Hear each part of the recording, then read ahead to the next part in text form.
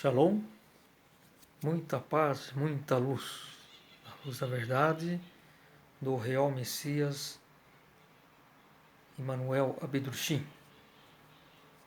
Ele é autor da Mensagem do Graal na Luz da Verdade, obra oficial em 3 volumes, que é editada no português brasileiro pela Ordem do Graal na Terra e no português brasileiro, além de mais de total, de 22 idiomas, outros idiomas, pela Fundação da Mensagem do Graal, que aqui no Brasil é representada pelo Movimento Internacional do Graal no Brasil. O site é www.mensagemdograal.com.br. O site da Ordem do Graal é www.graal.org.br. O Messias Emmanuel Abedrushim, ele é o prometido por Jesus Cristo, Filho do Homem, Espírito da Verdade, Espírito Santo, o Consolador. Oremos. Pai nosso que estás no céu, santificado seja o teu nome. Venha a nós o teu reino. Seja feita a tua vontade, assim na terra como no céu. O pão nosso de cada dia nos dá hoje. Perdoa-nos as nossas dívidas, assim como nós perdoamos a quem nos tenha ofendido. E não nos deixes cair em tentação, mas livra-nos do mal, pois que a ti pertence o reino, a força e a magnificência por toda a eternidade. Amém.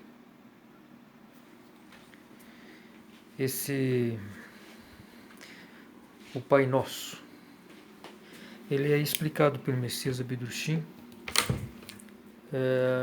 no livro de bolso que a Ordem do Graal publica. Os 10 Mandamentos e o Pai Nosso. Está aqui. Esse livro também tem em formato brochura. E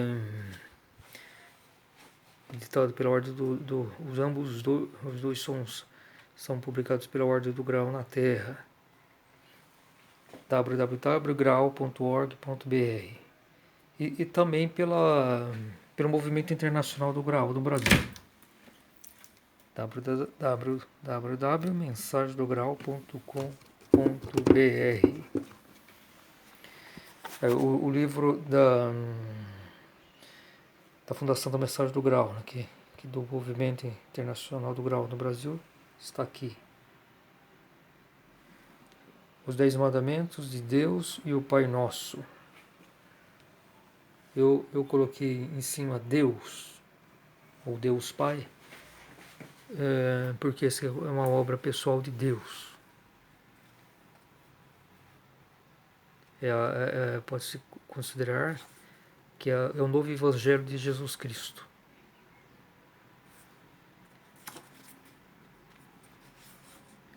A conclusão, a continuação e o complemento da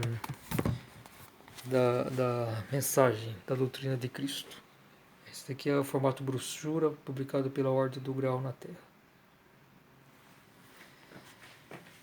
E vamos recordar aqui as palavras. Aqui tem os 10 mandamentos, né? E eu gostaria de ler o 4º mandamento. No 4º mandamento, antes porque aqui tem tem os 10 mandamentos, as explicações dadas pelo Messias Emmanuel Abedrushim, e depois, no final, tem o Pai Nosso, que também da mesma forma é analisado essa,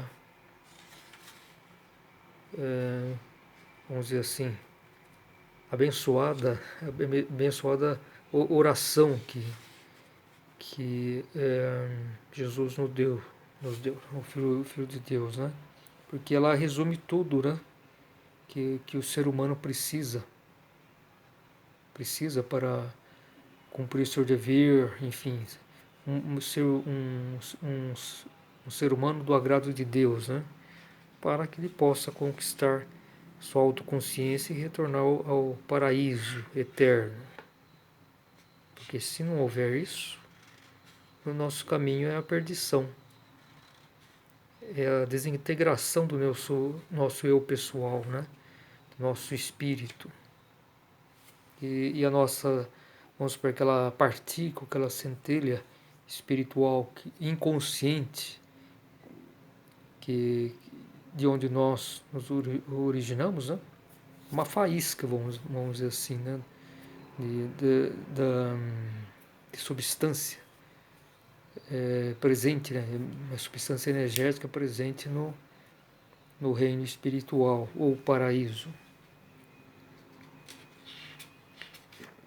E eu já em alguns vídeos anteriores já falei, já li, né? E também já comentário, eu fiz quase nenhum comentário, né? Então eu por enquanto não vou repetir.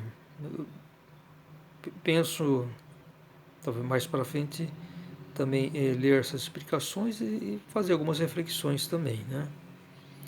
Então, a princípio, eu estou querendo fazer uma leitura e talvez fazer alguns breves comentários, né? Dos 10 mandamentos e o Pai Nosso. E eu já, também em vídeos anteriores, eu já cheguei a ler o primeiro, o segundo e o terceiro mandamento. No final do livro, dessa explicação, para a conclusão, o Senhor nos deu também 3 orações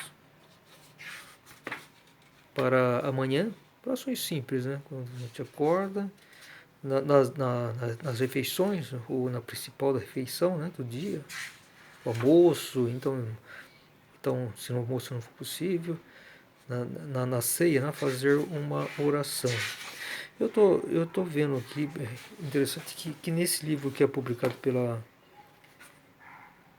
Movimento Internacional do Grau,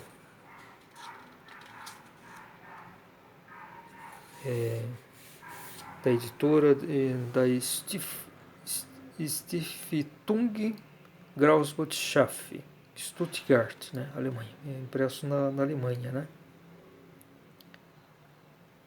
Eu não sei alemão, só estou apenas repetindo. Essa aqui é da página. Inclusive essa edição aqui foi impressa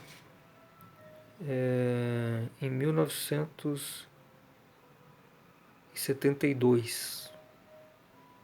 Foi impressa em 1970. É a segunda edição. Já faz tempo, hein? Já são aí 50 anos. Estamos em 2022. E a primeira edição foi em 1954. Deve ser a primeira edição, né? E interessante também observar isso, que a mensagem do grau oficial, né, que foi impressa pelo empenho da viúva do Messias Abdurrahim, Frau Maria, entre os anos de 1949 e 1950. Parece que o primeiro volume da mensagem foi em 1949, o segundo volume em 1950 e o terceiro volume em 1951. Então, formou os 3 volumes, porque o Messias Abdurrahim, quando ele, conforme eu creio, conforme todas as evidências que eu já pesquisei, ele tinha sido perseguido pelos nazistas e também pelos católicos. Ele ele foi preso, né, a princípio pelos nazistas, enfim, depois pelo empenho de um discípulo ele foi libertado, mas sob condições de não propagar a sua doutrina, enfim. Ele tava, as atividades dele como espiritualista estavam suspensas. Primeiramente, na gráfica que ele possuía em Munique, no sul da Alemanha. Isso foi em agosto de 1937, para a proteção do povo e do Estado nazista, né? Mas como ele estava residindo desde fevereiro de 1928 em Vomperberg, no Tirol austríaco, ele não tinha como ser preso, enfim, né? Aliás, ele chegou a ser preso por uma outra questão, por, por 99 dias, por uma questão também de visas, de questão de que não era ele, foi de um adepto do Graal que ele possuía, na verdade ele tinha um título de Cavaleiro Branco, por questão de divisas, né? Que esse Cavaleiro Branco, ele era alemão e residia lá em Vomperberg, né? Na colônia do Graal. E o que acontece? Acontece que ele tentou trazer dinheiro, enfim, pela fronteira, acho que sem pagar imposto, mas uma coisa assim. Enfim, os agentes lá do governo estavam assim, um tanto atentos aí nas atividades do Messias Abidrushim e encontrou um motivo para prendê-lo, enfim. Mas inclusive naquela época, né? É interessante isso em 1936. Então já naquela época eles queriam prender Abidrushim, mas era meio complicado porque ele estava na Áustria, né? A Áustria ainda não tinha sido anexada pelos nazistas, né? E mesmo assim eles foram lá em Vomperberg, queria prender tanto ele como o Cavaleiro Branco, né? Prender e extraditar, me parece que foi isso, para a Alemanha. Então, se fosse isso, seria bem complicado, né, para Abidushin. Talvez ele até fosse condenado à morte, coisa assim, né? Mas ele resistiu, o Cavaleiro Branco falou, não, estamos aqui na Áustria, o, nós respondemos para as autoridades austríacas, né? Então eles tiveram que respeitar isso, né? Mesmo assim, eles foram levados para uma cidade próxima, em Innsbruck, no Tirol, né? Os austríacos que tinham, acho que um posto também de nazista, né? Alguma coisa assim. Mas lá eles responsabilizaram o Messias Abidrushim por esse crime, né? Mesmo ele desconhecendo isso, porque era uma coisa pessoal de um de um, de um membro lá, né, da comunidade, né? Era um membro muito importante. Inclusive ele era uma espécie, ele era um gerente, né? Da colônia, né? O Messias Bedrushim colocou ele como um gerente, né? De Vomperberg, né? Enfim. Mas ele acabou ficando 99 dias preso. Agora, então foi essa perseguição. Em agosto de 1937, interditou a gráfica Der Ruf, que Messias Bedrushim possuía em Munique. E até, finalmente, em 12 de março, quando eles anexaram a Áustria, no mesmo dia, né? Foi às 5 horas da manhã, né? Que as tropas nazistas invadiram a Áustria, enfim, anexou e, e, e houve concordância, né? Enfim, do governo austríaco, né? Autoridades para essa anexação. Talvez é, pressionados também, né? Pelo poder, né? Da Alemanha, né? Poder militar, político, né? Bom, o que acontece é que então nesse mesmo dia, por volta do meio-dia, as tropas nazistas foram nessa propriedade e prenderam o senhor, né? E acusaram ele de muitos crimes, enfim. O fato é que ele conseguiu ser libertado por intercedência, pelo empenho de um discípulo que ele possuía, que morava na Alemanha e que também era membro do partido nazista. Ficou 6 meses, mas ele foi libertado com condição de não mais continuar suas atividades como espiritualista.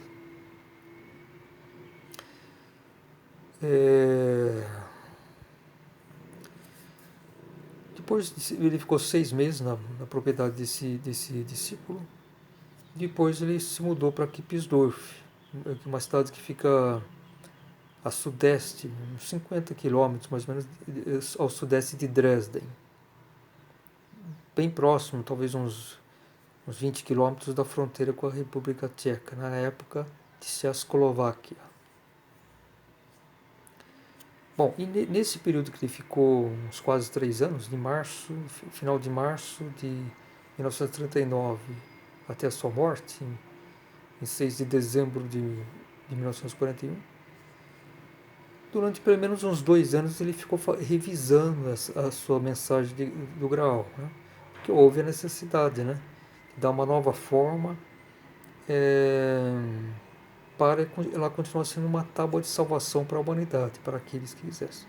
Enquanto que toda aquela antiga mensagem, que ele fez a primeira edição em 1926, edição violeta, né? Ele escreveu as dissertações dele entre 1923 a 1938, durante 15 anos. Umas 200 dissertações aproximadamente.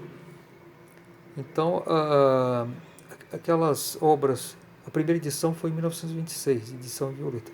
Depois ele fez uma grande edição ampliada com outras dissertações em 1931, ou seja, 5 anos após, que se chamou eu conheço como a grande edição da Mensagem do Graal, que ele passou a numerar também, né, as suas dissertações. Acho que 91 dissertações que continha. E depois escreveu também outras dissertações no decorrer dos anos, que ele chamou de Ressonâncias do Graal, né? Bom, mas todo esse período dessas dissertações ainda estava válido a questão dos convocados, né, que teriam que comparecer. Enfim, o mundo todo teria que reconhecer que o Espírito da Verdade, prometido Filho do Homem, estava aqui na Terra, né? Mas isso não aconteceu. Então todo aquele planejamento que estava inserido naquelas dissertações, vamos supor, perdeu validade. É como para ser uma tábua de salvação. É essa a grande questão, né? Fundamental. Então, a partir daquele momento que ele foi, os convocados salharam, ele foi preso, perseguido, então todo aquele planejamento não serviu mais como tábua de salvação para a humanidade, que o rejeitou. Então ela passou a servir, isso é uma interpretação minha, né? Como uma prova do crime. É como se dissesse assim. Isso é uma coisa muito séria, né? Porque se trata da nova palavra, né? Jesus ele não escreveu, né, pessoalmente sua doutrina.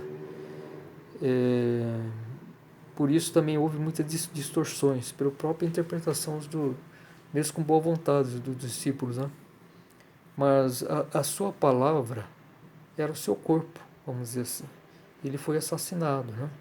Então isso foi esse corpo assassinado foi uma prova do crime da humanidade e da rejeição que ela recebeu. Então, vamos dizer, isso se voltou contra a humanidade, né? Na lei da reciprocidade, e ainda mais sendo um filho de Deus, isso é gravíssimo, né? Então, mas a palavra dele, aqueles que colocaram no coração e fizeram por onde, puderam obter sua salvação. Agora a mesma coisa a palavra viva, né? A nova palavra que o Messias Abdrushim, Manuel Abdrushim nos trouxe. Ela sendo rejeitada, ela foi assassinada. É uma espécie de assassínio. Então ela já não servia mais como tábua de salvação. Então, da mesma forma que Jesus Cristo fez a sua intercessão, né? Pai, perdoa-os, porque eles não sabem o que fazem. Vamos dizer assim, aliviou um pouco, vamos dizer assim, o pecado, né? O retorno da lei da reciprocidade. Vejamos uma coisa muito interessante. Esse pecado não podia ser anulado completamente. Por quê?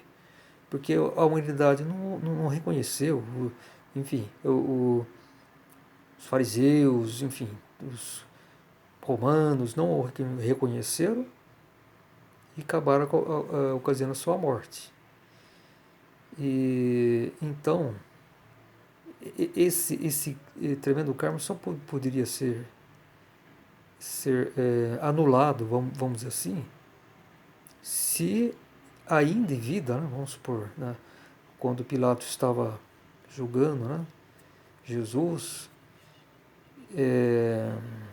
ele tentou libertá-lo, mas no fim se acovardou, foi levado pelo tumulto na época, quis fazer tentar apaziguar, né, entregando Jesus, né. E o que aconteceu? Se houvesse naquele momento o reconhecimento do próprio Pilatos, né, ele seria uma autoridade enorme, né?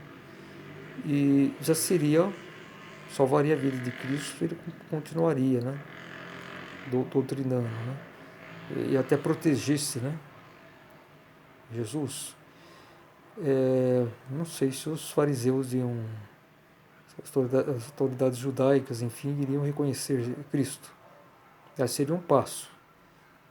Mas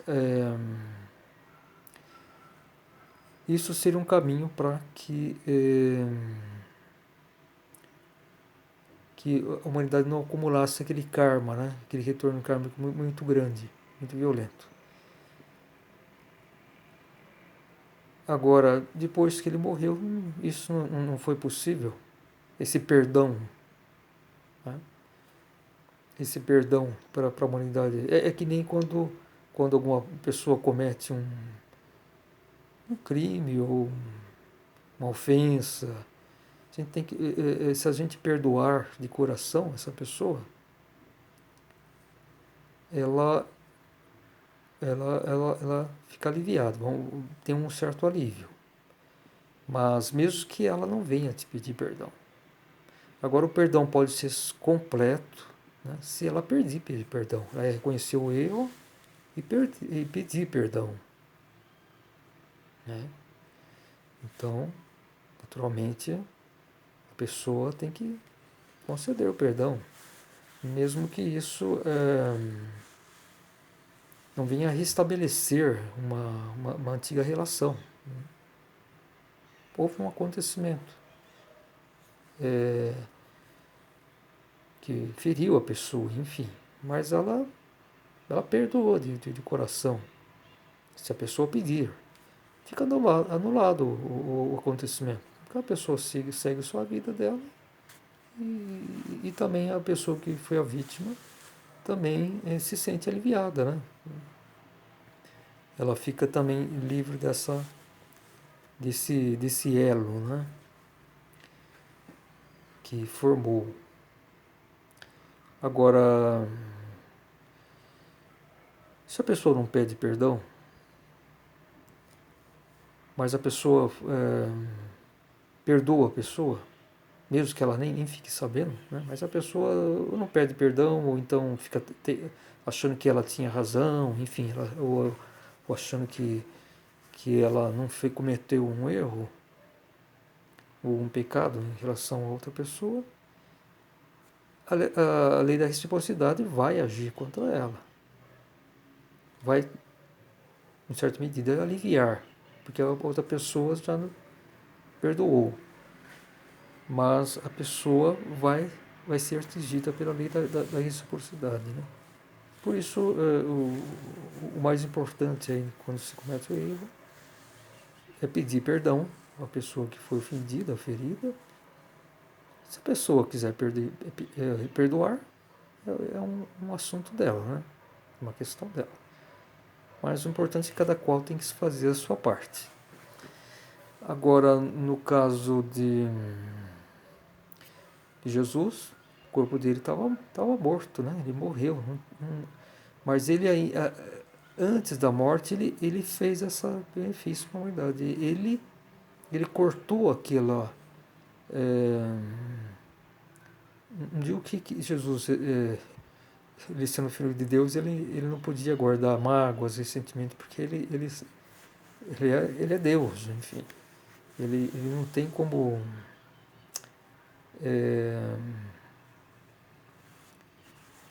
ficar nesse estado, né, de mágoas e ressentimentos. Não é isso. Mas estava, de certa forma, fica uma certa ligação entre ele e a humanidade que cometeu o erro. Agora, quando ele fala, Pai, perdoa-os, porque eles não sabem o que fazem, vamos dizer assim, ele, de certa forma, ficou livre daquela crime, né? E também aliviou, em certa medida, a humanidade, porque aí a reciprocidade seria muito violenta. E possivelmente a humanidade nem existiria mais, né? Quer dizer, por antes da Terra, né?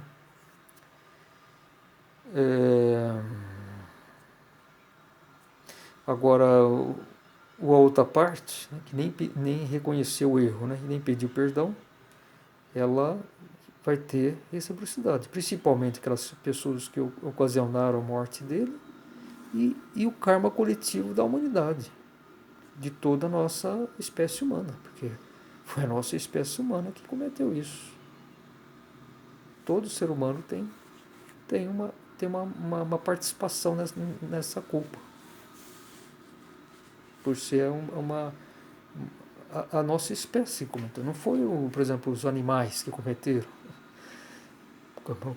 Animais não têm livre-arbítrio, eles são puros por natureza. Foi um ser humano que cometeu isso. Agora, no caso da mensagem do Graal, daquela trajetória do Messias Abidrushim aqui na Terra, ele tinha que ser reconhecido, ele tinha que ser. E isso não aconteceu, né? Então, foi uma espécie de morte, né? Um assassino da mensagem dele. Agora, o Messias Abidrushim, ele, que é o Espírito Santo, Emmanuel Abidrushim, é o Espírito Santo, o Espírito da Verdade, ele não veio só para salvar a humanidade, ele veio para julgar também, porque ele é o Espírito Santo. Né? Toda a criação espiritual primordial, tudo se refere àquela criação bíblica que fala assim, do faça-se a luz, que o Espírito Santo ele pairava sobre as águas, né? Ele não está dentro assim, né? A pessoa dele ele tá no reino divino, né? As proximidades, vamos supor, do reino espírito primordial, mas ele não está inserido na criação, mas ele é responsável direto. Deus Pai ensinou ele para isso. Agora Jesus Cristo não. Jesus Cristo ele é responsável pelo reino divino. Né? Então ele é só amor, ele não vem para julgar. Né? Então, novamente, isso é um erro, mais um dos muitos erros dos autodenominados cristãos. Né? por sinal, são os menos cristãos que existem, né? Pelos seus erros, né? Porque tem aquela questão, a quem muito foi dado, muito será exigido, né? Bom, mas aí o que acontece? No caso do Messias Ebidrushim, Espírito Santo, por ele ser também o juiz, ele poderia simplesmente virar as costas, né? Não assassinaram minha palavra, enfim, agora vem a lei da reciprocidade. É o livre-arbítrio humano. E agora vai vir com toda a força. E o que poderia acontecer? A meu ver, o mesmo que já poderia ter acontecido na época que Jesus foi crucificado. Que a terra seria destruída. Seria destruída. Naquela época, pela estrela de Belém, né? Que ela veio em amor, anunciar Cristo, mas ela, penso eu, ainda estava nas imediações. Ela é um astro especial, né? Que tem um comando do espírito primordial, da vontade de Deus. Ele poderia vir depois como justiceiro e provocar destruição da terra. Agora, nessa época, existe o grande cometa que vem restaurar a Terra no plano físico. Né? Espiritualmente, ela já está restaurada, vamos assim, no plano astral, né, da Terra. Né? Agora, ainda falta no plano físico. Né?